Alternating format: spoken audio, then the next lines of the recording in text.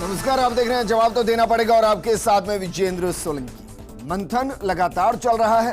कल तक खबर थी कि मुमकिन है कि एक लिस्ट जारी होगी, लेकिन फिर खबर आई कि नहीं, प्रियंका गांधी का दौरा है, दौरे के बाद लिस्ट जारी हो सकती है। अब पहला सवाल तो यहीं से खड़ा होता है कि क्या वाकई में दौरे के दौरान ऐसा लग रहा था कि जिनको टिकट दे दिया जाएगा उनसे ज्यादा मजबूत वो नजर आएंगे जिनको टिकट नहीं दिया जाएगा, और खिलाफत से बचने के लिए इस लिस्ट को रोका गया। पहला सवाल तो यही है। दूसरा सवाल यह है कि मुख्यमंत्री अशोक गहलोत ने आज जिस तरीके से मीडिया से बात करते हुए कहा कि हम साथ साथ हैं, कोई मतभेद नहीं है, पुरानी बातों को भुला दिया गया है और सचिन पायलट गुट के सभी नेताओं को टिकट दिया जा रहा है, हमारी तरफ से कोई ऑब्जेक्शन नहीं उठाया गया। तो सवाल यहां से यह खड़ा होता है कि क्या वाकई में कांग्रेस अभी भी एकजुट नहीं बल्कि अलग अलग गुट के अंदर है, और जिताऊ कैंडिडेट नहीं बल्कि किस गुट का कौन नेता और वो नेता किस तरीके से कांग्रेस के अंदर पैठ रखता है, और उस नेता के नाराज होने और ना होने के बीच में क्या वाकई में चुनाव फंसा है और टिकट क्या इसी अंदाज में बढ़ रहा है। सवाल यह भी है कि जब यह कहा गया कि सब कुछ भुला दिया गया, तो एयरपोर्ट से दिल्ली जाने के दौरान मानेसर कांड को याद क्यों किया। ये तमाम सवाल हैं जिन सवालों के बीच में ये सवाल घूम रहा है कि क्या वाकई में हम साथ साथ हैं या साथ साथ दिख रहे हैं या साथ साथ दिखने का दिखावा कर रहे हैं। क्योंकि मुख्यमंत्री ने एक और बात की, उन्होंने आज कहा कि कुर्सी को मैं छोड़ना चाहता हूं लेकिन कुर्सी मुझे नहीं छोड़ रही है, और पहली बार मुख्यमंत्री ने बयान नहीं किया, लेकिन आज मुख्यमंत्री ने इसमें एक लाइन और जोड़ दी, थोड़ा सा ठहराव लिया और फिर कहा वैसे कुर्सी मुझे छोड़ेगी नहीं। अब इस बयान के भी मायने आज बात इसी मुद्दे पर की, साथ साथ हैं या साथ साथ दिखाई दे रहे हैं या साथ साथ होने का दिखावा।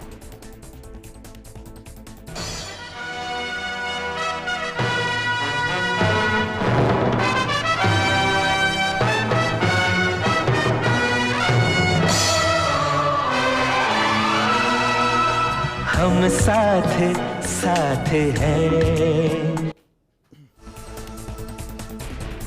हम साथ साथ साथ हैं। इसके साथ एक और लाइन की मैं गम को दिल में छुपाता चला गया, मैं मुस्कुराता चला गया, मैं मुस्कुराता चला। क्या वाकई में दोनों पार्टियों के बीच में यही चल रहा है, और इसलिए हर कोई जब सामने आता है तो मुस्कुराता है और कहता है साथ ही तो हैं, और फिर जो पुराने मुर्दे सियासत में होते हैं उनको जिंदा भी कर दिया जाए। क्या वाकई में इस चुनाव के अंदर बहुत कुछ अभी होना बाकी है। इस मुद्दे पर बात करने के लिए हमारे साथ मौजूद हैं कांग्रेस प्रवक्ता प्रतीक सिंह जी, बीजेपी प्रवक्ता अपूर्वा सिंह जी, हमारे साथ दिल्ली न्यूज एडिटर अदिति नागर हैं, और हमारे ब्यूरो चीफ नरेश शर्मा जी। अदिति, शुरुआत आपके साथ, क्योंकि सबकी नजर वैसे भी दिल्ली पर ही टिकी हुई है। हमने आज प्रोग्राम को नाम दिया है हम साथ साथ हैं, और एक लाइन मैं गुनगुना रहा हूं कि मैं गमों को दिल में छुपाता चला गया, मैं मुस्कुराता चला गया, मैं मुस्कुराता चला गया। क्या कांग्रेस में एकजुटता के बीच में कई गुट हैं जिनका जिक्र आज मुख्यमंत्री ने भी कर दिया?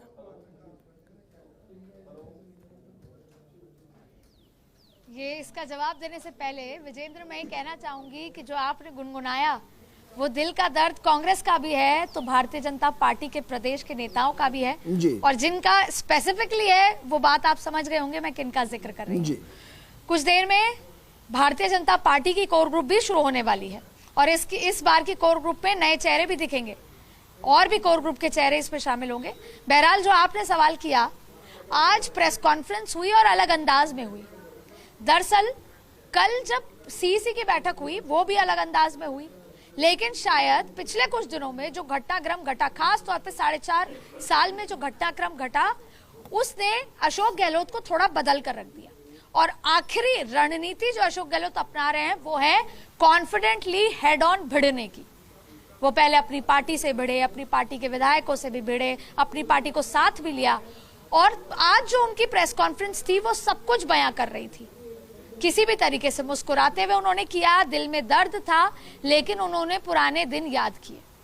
वसुंधरा राजे के सवाल पे उन्होंने कहा कि मेरी वजह से उनको कोई नुकसान नहीं होना चाहिए, लेकिन बातों ही बातों में कह दिया कि वो भी नहीं चाहती थी कि सरकार गिरे इस तरीके से। फिर उन्होंने ये कहा कि बाड़ेबंदी में 10-10 करोड़ रुपए दिए गए, लेकिन मैंने माफ कर दिया। और जो वो मानेसर वाले लोग थे, यानी कि जो सचिन पायलट खेमा था, उन लोगों को माफ किया, क्योंकि मैं फॉरगेट एंड फॉरगिव की पॉलिसी पर मैंने कहा था जब मैं बाड़े से निकला था। और अब जो भी जिताऊ उम्मीदवार थे उस खेमे के, जो मानेसर में थे, उनके नाम पर मैंने थंपिंग तरीके से कहा कि इनको टिकट दी जानी चाहिए, क्योंकि मैं भूल गया और मैं आगे बढ़ना चाहता हूँ। वहीं उन्होंने कहा कि सचिन पायलट हमारे हैं, अपने हैं, और हम सब साथ साथ हैं, जैसा आप कह रहे हैं। लेकिन उसके पीछे की बात समझते हैं। दरअसल बहुत सारी बातें हुई सीईसी की बैठक में। राहुल गांधी ने चौंकते हुए कहा कि ये तो तमाम वो नाम है जो पुराने थे। तो वहीं जो चेयरमैन थे गौरव गोगोई, उन्होंने कहा कि भाई इनमें से ज्यादातर तो सर्वे वाले नाम है जो सर्वे में टॉप है, कुछ नाम ऐसे हैं जिनकी एंटी इनकम्बेंसी है लेकिन उनका विकल्प नहीं है। फिर इसी कड़ी में जब बात आगे बढ़ी तो बात आई शांति धारीवाल पे। तो सोनिया गांधी ने कहा, is he the same man? और इस बात का जिक्र हुआ तो करप्शन का भी जिक्र आया। क्यों?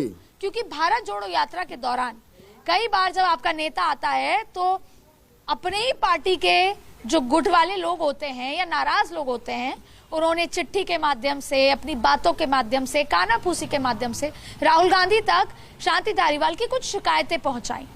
ऐसे में उस बात का भी जिक्र उठा कि इनका नाम तो उस तरह से भी जुड़ा हुआ है। और अशोक गहलोत ने कहा कि नहीं, कोई करप्शन की बात नहीं है। और ये सब जानते हैं कि सरकार का बहुत ही इंपॉर्टेंट अंग जिसे कहते हैं वो शांति धारीवाल थे।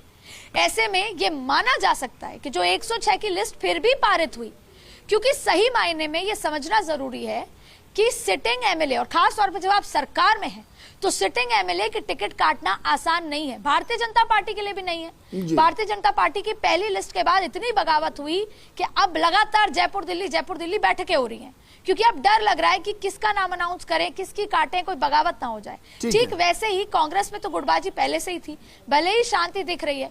तो ऐसे में अब क्या कुछ होता है, लेकिन आज अपना दर्द बयां किया और इसके पीछे भी बहुत सारे कहानी किस्से हैं। जब आप मेरे पास दोबारा आएंगे तब मैं आपको उसको आगे उन्होंने एक और बात कही दर्द के साथ। उन्होंने कहा कि भाई कुर्सी मुझे नहीं छोड़ना चाहती, मैं छोड़ना चाहता हूं, और छोड़ेगी भी नहीं कुर्सी मुझे आगे। इसके अपने आप में मायने हैं। लेकिन आपने जो लाइन कही कि भाई he is the same man, मैं अपने दर्शकों को बता दूं, दरअसल वो 25 सितंबर का जिक्र था कि जब पूरी सरकार या कहीं कि पूरे कांग्रेस के नेता एक घर चले गए थे, वो शांति धारीवाल जी का ही घर था और उसको कांग्रेस आलाकमान के खिलाफ माना गया था। अब उस पर कितनी कार्रवाई होगी, कितनी नहीं होगी, नरेश जी, मुख्यमंत्री के बारे में कहा जाता है कि वो जो भी कहते हैं, जब कहते हैं, उसके अपने आप में बड़े मायने होते हैं। अब अगर मुख्यमंत्री ये कह रहे हैं कि भाई कुर्सी मुझे आगे भी नहीं छोड़ रही है, और दूसरी तरफ वो ये कह रहे हैं कि गांधी परिवार ने 3 बार मुझे मुख्यमंत्री बनाया, तीसरी तरफ वो कह रहे हैं कि कांग्रेस सचिन गुट से किसी का टिकट नहीं कट रहा, हमारी तरफ से कोई ऑब्जेक्शन नहीं है, इनके मायने क्या है? विजेंद्र, जो आपने कहा हम साथ साथ है, इसी से मायने निकलते हैं कि हम साथ साथ है, ये राजनीतिक मजबूरियां है, ये दिल की बात नहीं है। दिल की बात तो जब मुख्यमंत्री राजनीतिक बात करने आए थे प्रेस कॉन्फ्रेंस में, तब दिल की बातें निकल गई। आप देखिए, मुख्यमंत्री प्रेस कॉन्फ्रेंस करने आए थे ईडी पर जी, और बातें कहाँ से कहाँ निकली, विधायकों पे निकली, टिकट पे निकली, और कितनी मजबूरियां है कि ये कहना हो कि हम साथ साथ हैं। अब देखिए, जब मुख्यमंत्री जयपुर से दिल्ली जाते हैं तो 10 माफी के साथ मैं आपको रोक रहा हूं, मैं इसलिए कह रहा हूं क्योंकि मुख्यमंत्री को वो बहुत लंबे वक्त से मैं भी फॉलो कर रहा हूं। उनको जितना कहना होता है ना, उतना ही कहते हैं। हमने बहुत बार देखा है कि उनसे सवाल पूछा जाता है, उनको उसका जवाब नहीं देना होता है, वो नहीं देते हैं। इसलिए मैं कह रहा हूं कि मुख्यमंत्री कब क्या कैसे कह रहे हैं उसके मायने होते हैं, और अगर वो इस तरफ गए हैं तो पत्रकारों के सवालों की वजह से नहीं गए होंगे। बिल्कुल विजेंद्र, जैसे मैंने कहा कि हर चीज़ के मायने हैं, और आप कड़ी जोड़िए, जब जयपुर से रवाना होते हैं तो 10 करोड़ की बात की जाती है जी, और जब वहाँ जाते हैं तो कहते हैं हम सब साथ हैं, हमें कोई मनमुटाव नहीं है। और कभी कहा गया था, आपको ध्यान होगा, कि जिन्होंने पैसे ले लिए हो वापस दे दो, क्योंकि वो पैसे लेना आता है तो हमें बताइए, पार्टी फंड से और नहीं है तो हमें बताइए। और अब कहा जा रहा है कि जो सचिन पायलट के साथ गए थे तो वही बागी भी थे उस वक्त के, उन पे कोई ऑब्जेक्शन नहीं है, उनको टिकट दी जा रही है। दिल की बात कई बार आई, कई प्रेस कॉन्फ्रेंस में और कुछ प्रेस कॉन्फ्रेंस के बाहर, जब मुख्यमंत्री ने कहा कि हाँ कई फैसले जो ठीक नहीं हुए, विधायकों की चली, कार्यकर्ताओं के लिए कर नहीं पाए क्योंकि विधायकों को टिकट दी, नगर निगम की, पंचायत की, सबकी, यानी तमाम चीज़ें हैं जो ये बताते हैं कि जो कुछ चल रहा है वो एक जो राजनीति में होता है, चाहे वो भाजपा हो या कांग्रेस हो, मजबूरी की राजनीति होती है और तस्वीरें साथ खिंचाई जाती है। वेणुगोपाल आपको ध्यान होगा 2-3 बार खिंचवा के चले गए थे यहाँ से। तो देखिए ये जो बात है साथ साथ है, चुनाव तक रहेगा, बिल्कुल रहेगा, क्योंकि आला कमान का ऐसा निर्देश है कि साथ दिखना चाहिए। दिल में कुछ हो वो अलग बात हो, लेकिन सामने जनता को, प्रेस वालों को, कार्यकर्ताओं को दिखना चाहिए। सब एकजुट है और एकजुट होंगे तो भी कांग्रेस को सफलता मिलेगी। ठीक है प्रतीक, एक और गाने के बोल हैं, तू मेरे सामने मैं तेरे सामने, तुझे देखूं कि नजरअंदाज करूं। ये कांग्रेस में कब तक चलता रहेगा? अब तो एकदम चुनाव तक आ गए हैं, अभी भी हम पुराने उन किस्सों को उठा रहे हैं जो बीजेपी उठाना चाहती है। नहीं, हम खुद ही अपने एक दूसरे पर सवाल उठा रहे हैं। नहीं, मुझे लगता है मुख्यमंत्री जी के अगर प्रेस कॉन्फ्रेंस को अच्छी तरीके से सुना गया होता तो इस तरीके के सवाल निकल के नहीं आते, क्योंकि उन्होंने इस तरीके की कोई बात नहीं कही। उन्होंने कहा कि सचिन जी के भी साथ में जो लोग हैं उनके भी टिकट नहीं काटे जा रहे, क्योंकि हम सब साथ साथ हैं, और जो सर्वे में जिसका नाम ऊपर है उसी को टिकट दिया जाएगा। जो जिताऊ है, जो जनता के बीच में रहा है, जिस जनता ने के लिए जिन्होंने काम किया है, उन्हीं को टिकट दिया जाएगा। मुझे लगता है कि इसके कोई भी मायने निकाले जाएं वो बेमानी होंगे, और कांग्रेस पार्टी सब साथ साथ मिलकर के चुनाव लड़ रही है, चाहे सचिन पायलट जी हो, चाहे मुख्यमंत्री जी हो, सभी का एक ही धैर्य है कि आगे बढ़कर के चुनाव जिताया जाए, कांग्रेस की सरकार को रिपीट किया जाए। और कांग्रेस की परिपाटी रही है कि कभी भी मुख्यमंत्री का चेहरा हम लोग डिक्लेयर नहीं करते, कभी किसी चुनावों में भी, लेकिन बीजेपी करती है। शोर कर रहे हैं कि भाई कुर्सी मुझे आगे भी नहीं छोड़ने वाली है। कुर्सी, किस कुर्सी के लिए उन्होंने जिक्र किया? मुख्यमंत्री की कुर्सी का तो जिक्र किया ही नहीं, क्योंकि वो तो उन्होंने तो खुद ही बोला कि मुख्यमंत्री की कुर्सी तो मैं छोड़ना चाहता हूं। बहरहाल बीजेपी मुझे नहीं छोड़ रही है, कुर्सी नहीं छोड़ रही, लेकिन मुख्यमंत्री नहीं, वो मुख्यमंत्री की कुर्सी का जिक्र नहीं किया। और किस कुर्सी का जिक्र किया? आप कहिए कि भाई मुख्यमंत्री ने आज मुख्यमंत्री की कुर्सी का जिक्र नहीं किया। मुख्यमंत्री जी ने मुख्यमंत्री जी की कुर्सी का जिक्र नहीं किया। उन्होंने कहा कि जनता की सेवा करता रहूंगा। और बताइए और कैसे क्लियर करूं मैं? और राजस्थान के और कांग्रेस पार्टी के अंदर हमेशा परिपाटी रही है, कभी भी ना प्रधानमंत्री और ना मुख्यमंत्री किसी का चेहरा हम डिक्लेयर नहीं करते, बट बीजेपी तो करती है। बीजेपी की परिपाटी रही है, प्रधानमंत्री का चेहरा भी डिक्लेयर करती है, मुख्यमंत्री भी करती है। राजस्थान में सब जगह पोस्टर लगे प्रतीक, सब जगह लगे, चेहरा कौन था? अरे मैं तो कह रहा हूं, अभी भी सरकार का चुनावों का जो चेहरा है कांग्रेस पार्टी का, वो हमारी नीतियां हैं, और हमारी नीतियां और जनहितैषी नीतियां हमारी स्कीम। और जब सरकार होती है तो मुख्यमंत्री प्रमुख तौर पे, क्योंकि नीतियां तो वही इंप्लीमेंट करता है ना मुख्यमंत्री, तो मुख्यमंत्री और हमारी जो नीतियां हैं जनहितैषी, उन्हीं के दम पर हम चुनाव लड़ेंगे, और ये सर्वविदित है। लेकिन मैं ये पूछना चाह रहा हूं कि कांग्रेस पार्टी तो चलिए नहीं करती, लेकिन बीजेपी तो करती है, मुख्यमंत्री का चेहरा भी डिक्लेयर करती है और प्रधानमंत्री का भी करती है। तो अब क्यों नहीं कर रहे? ना राजस्थान में कर रहे हैं, ना छत्तीसगढ़ में कर रहे हैं, ना मध्य प्रदेश में कर रहे हैं, ना और कहीं कर रहे हैं। बताइए अपूर्वा जी। वीरेंद्र जी, ये तो वो कहावत हो गई, घर का पूत कवारा डोले पड़ोसी रा फेरा।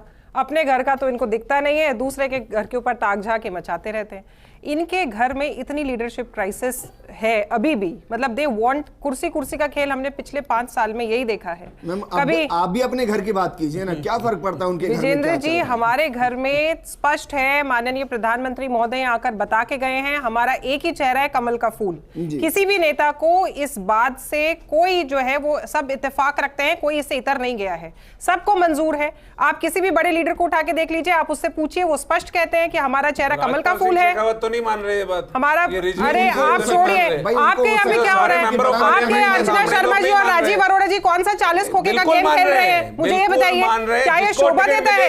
टिकट आने से पहले क्या ये किसी भी पार्टी के जो जनप्रतिनिधि है या जो प्रत्याशी उनको शोभा देता है? 40 करोड़ के ऊपर ये लोग डील कर रहे हैं, ये बात मुझे आप बताइए। तो वैसी बात हो गई जैसे 500 करोड़ रुपए। अच्छा, इस बात को छोड़िए, दूसरी बात आप मुझे बताइए, इनके यहाँ पे कौन एकजुट है? इन्हीं के यहाँ के अमित मालवीय जी कहते हैं कि मोदी जी को हराना मुश्किल ही नहीं, नामुमकिन है।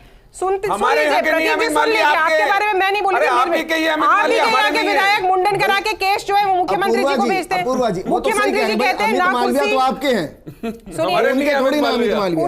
कुर्सी इन्होंने कहा कि साहब कुर्सी मुझे नहीं छोड़ना चाहती। विजेंद्र जी, मैं आपको एक बहुत स्पष्ट रूप से कह दे रही हूँ कि गांधी परिवार की जरूरत हो सकता है मुख्यमंत्री महोदय हो, पर हसरत उनकी भी पायलट महोदय है। इन्होंने कहा कि सचिन पायलट बुक के हम टिकट नहीं काटेंगे। बात यह है कि वो काट ही नहीं सकते। बात यह है कि वो काट ही नहीं सकते। सीट के लिए पत्थरबाजियां हो रही हैं, काले झंडे दिखाए जा रहे हैं। नियोजित साजिश है और मुझे भी पता है, आपको भी पता है कि वो किसके बीजेपी के कार्यकर्ताओं की बीजेपी के खिलाफ। जी नहीं, वो हमारे कोई कार्यकर्ता समर्थक नहीं है। और अगर क्षण दो क्षण तो की नाराजगी है तो हम सब एक प्लेटफॉर्म पर आके भारतीय जनता पार्टी को जिताने की जो है वो निष्ठा रखते हैं। अरे मैम, अगर वो सुनियोजित साजिश और आपके कार्यकर्ता नहीं है तो राज्यवर्धन राठौड़ गले क्यों लगा रहे हैं, जो हाय हाय के नारे लगा रहे हैं, क्यों उनको मीठा खिला रहे हैं? देखिए, राज्यवर्धन सिंह उनके खिलाफ कार्रवाई कराइए। विजेंद्र जी, एक बार किसी को अगर आप टिकट दे देते हैं, उसके बाद में उस कॉन्स्टिट्यूएंसी का प्रत्येक व्यक्ति जो है वो जनप्रतिनिधि का व्यक्ति बनता है। हमारे यहाँ पे ये राजनीति नहीं होती कि कांग्रेस का कार्यकर्ता है और ये भाजपा का राज्य रहता है। अगर नहीं, आम आदमी विरोध नहीं कर रहा है, कांग्रेस के आपने षड्यंत्रकारी आम आदमी और बीजेपी के कार्यकर्ता विरोध कर रहे हैं, आपने माना ये भेज रखा है, और आम आदमी ताकि आप लोगों की सूचियों में डिले हो रही है उसको छुपाया जा सके। आपने 1.5 महीने पहले जो सूचियां लानी थी उसको छुपाने के लिए आपने काम किया है। रोक रहा हूं वो पूर्वा जी, आप ये कह रहे हैं कि तिजारा में जो बालकनाथ जी कह रहे हैं कि भाई हमारे ही हैं, हमारे ही साथ रहेंगे, जो देवली उनियार में विजय बैसला कह रहे हैं कि भाई हमारे हैं, नाराज से वापस ले लेंगे। आप ये कह रहे हैं कि वो कांग्रेस के और साजिश के तहत सीट के ऊपर टिकट घोषित कर दिया जाता है विजेंद्र जी, वहां का प्रत्येक रहने वाला व्यक्ति जो होता है वो उस प्रत्याशी का ही व्यक्ति होता है, irrespective of Congress and irrespective of BJP और irrespective of any other party. क्यों? क्योंकि आप उसके वोटिंग टेंडेंसी और वोटिंग बिहेवियर तो आपको लास्ट मोमेंट तक नहीं पता होती है। वो प्रत्येक व्यक्ति हमारा है, हम उसे अपना मान के चलते हैं, हम उसके जन कल्याण के लिए चिंतित रहते हैं। साजिश ये रचवा रहे हैं, जानबूझ के रचवा रहे हैं ताकि इनकी जो टिकट की सूचियां हैं, नहीं, साजिश आप लोगों की है ताकि आपकी जो टिकट, ताकि आपकी जो सूची आने में देरी हो रही है आप उसको ढक सके, आप आड़ ले सके, आप आड़ ले सके। आप तो अपना जवाब दीजिए ना, आपने यहाँ टिकट पे क्या हो रहा है? पत्थरबाजी हुई तो एफआईआर क्यों नहीं कराई गई? ज़हीरा खान और अर्चना शर्मा का विरोध केवल एक प्रत्याशी का ही विरोध नहीं, महिलाओं का भी विरोध है। ज़हीरा खान भी एक महिला है, अर्चना शर्मा भी एक महिला है। महिला विरोधी पार्टी रही है, ये महिला विरोधी पार्टी रही है। आज गहलोत साहब ने एक और काम किया, इंडिपेंडेंट बॉडीज के ऊपर भी प्रश्न उठा दिया। मुझे आप एक बात बताइए, जब इंडिपेंडेंट सांच को आंच क्या, सोने को आग से डर क्या? हवा के अंदर बीज नहीं उड़ते, तिनके उड़ते, और जिनकी दाढ़ी में तिनके होते हैं वो लोग भी हिलते हैं। आज वही हुआ, क्या हुआ? क्या हुआ? अगर ये सब सच्चे मिले क्या 500 करोड़ रुपए? नहीं, मिल गया क्या 500 किलो, 5 किलो सोना, 500 किलो सोना? प्रेस कॉन्फ्रेंस करके मिल गया क्या 500 करोड़ रुपया? इतना बड़ा आरोप आप लगा रहे हैं, सांसद जाके बैठता है, मिल गया क्या 500 करोड़ रुपए? आप कांग्रेस का कार्यकाल भूल गए? आप कितने लाख करोड़ का स्कैम हुआ था? पूर्वा जी कई सवाल खड़े कर दिए, उन सवालों में खुद फंस गए हैं, कंफ्यूज हो गए हैं मैम कुछ। क्या आप सोचिए ना भाई, आप मुझे बताइए, चलिए मैं आपसे एक एक सवाल कर रहा हूं जी, करिए। आप ये कह रहे हैं कि राज्यवर्धन को जो काले झंडे दिखा रहे हैं वो कांग्रेस के हैं। मैंने ये नहीं कहा, मैंने कहा उनमें से कुछ सुनियोजित साजिश भी हो सकती है। साजिश मैम?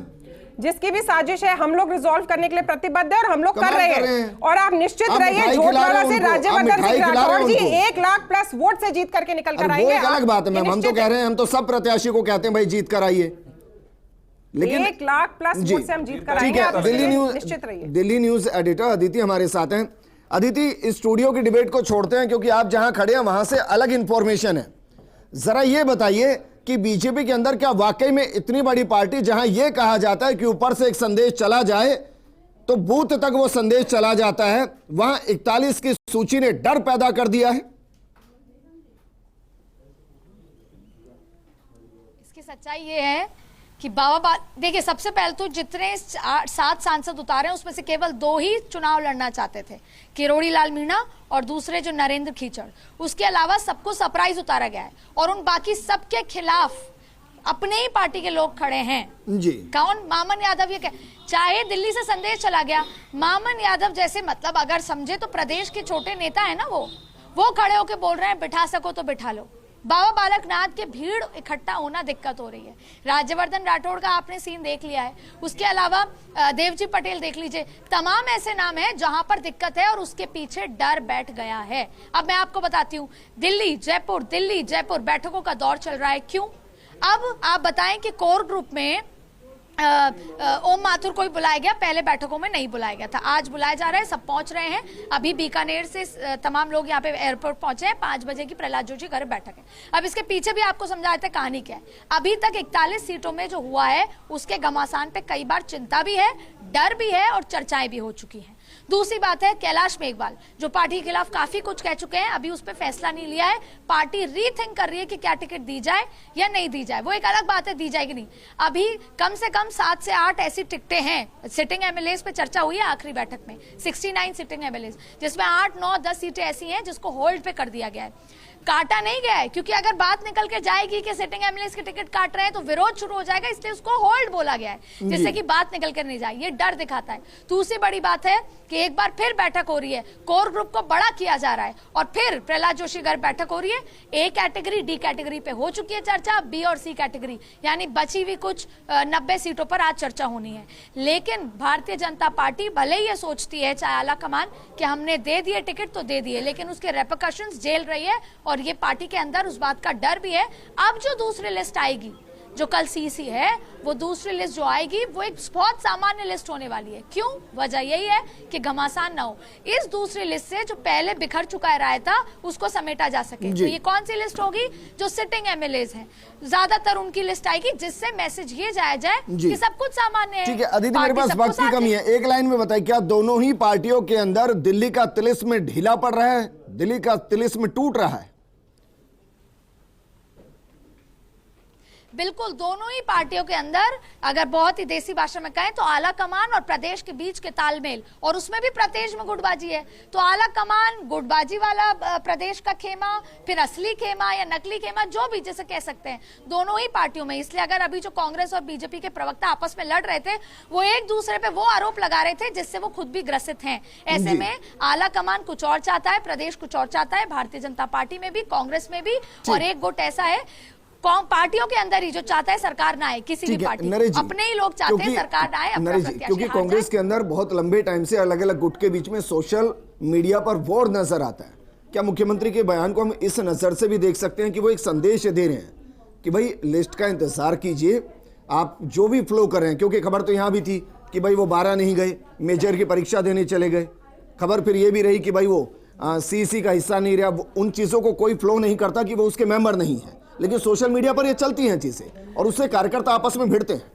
देखिए, ये तो चलता रहेगा विजेंद्र। सोशल मीडिया एक अलग प्लेटफॉर्म है और हकीकत जाने बिना भी कई बार हम देखते चीज़ें वायरल होती है। बड़ी जो महत्वपूर्ण बात वो यही है कि मुख्यमंत्री को जो आला कमान ने सलाह दी या निर्देश दिए, या मुख्यमंत्री का खुद का जो इतना अनुभव है, तो वो यही कहता है कि जब चुनाव सिर पे हो और जब सामने विपक्ष को देख लिया कि टिकट बांटने के बाद क्या हश्र हो रहा है, किस तरह की स्थिति होती है, उससे बचा जा सके, तो सबसे सही तरीका यही है कि सब साथ साथ है, हम साथ साथ है, ये नारा देते हुए आगे बढ़ो और अपनी जितनी जो टिकट अपने आप को दिला सकते हैं, मिनिमम दूसरे को देते हुए कैसे आगे बढ़ पाते, क्योंकि चुनाव महत्वपूर्ण है।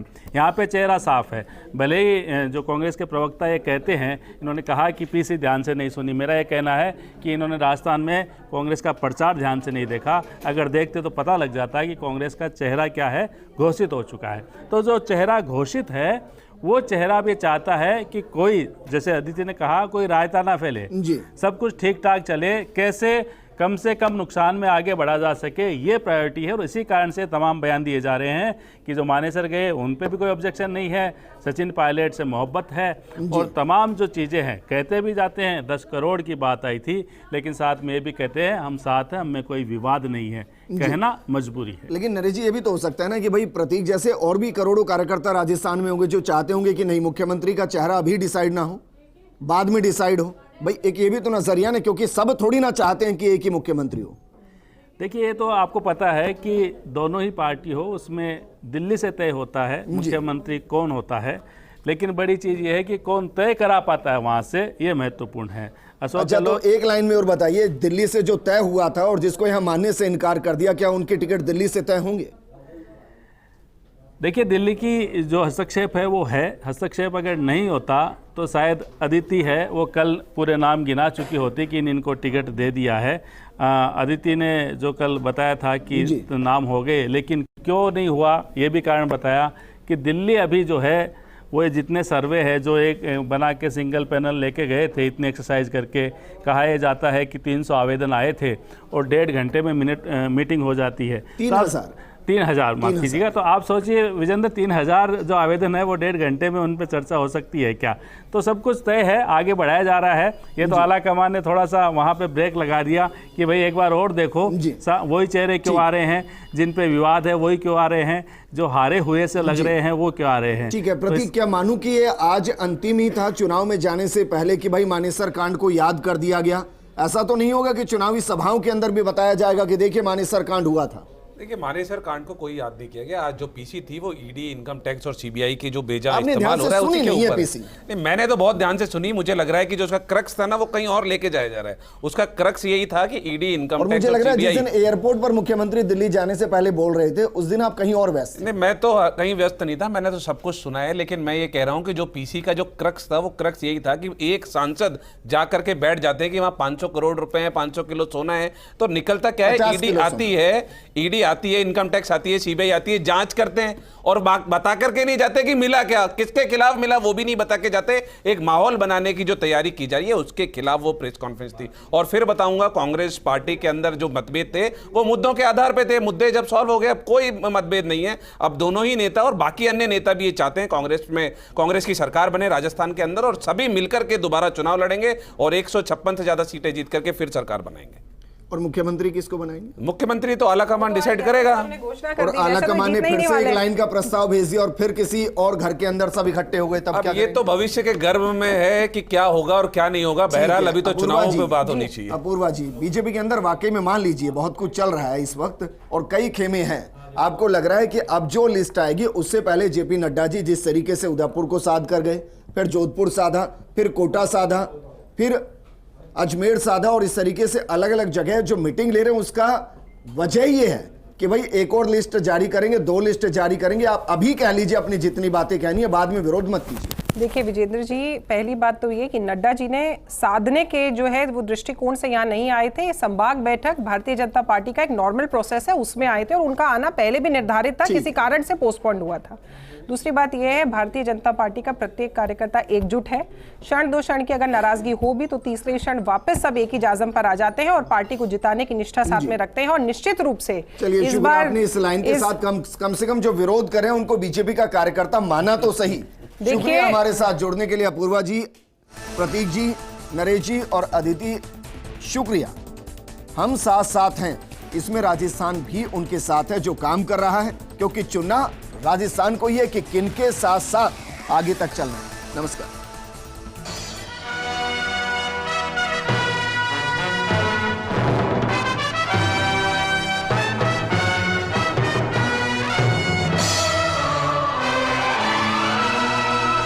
हम साथ साथ हैं।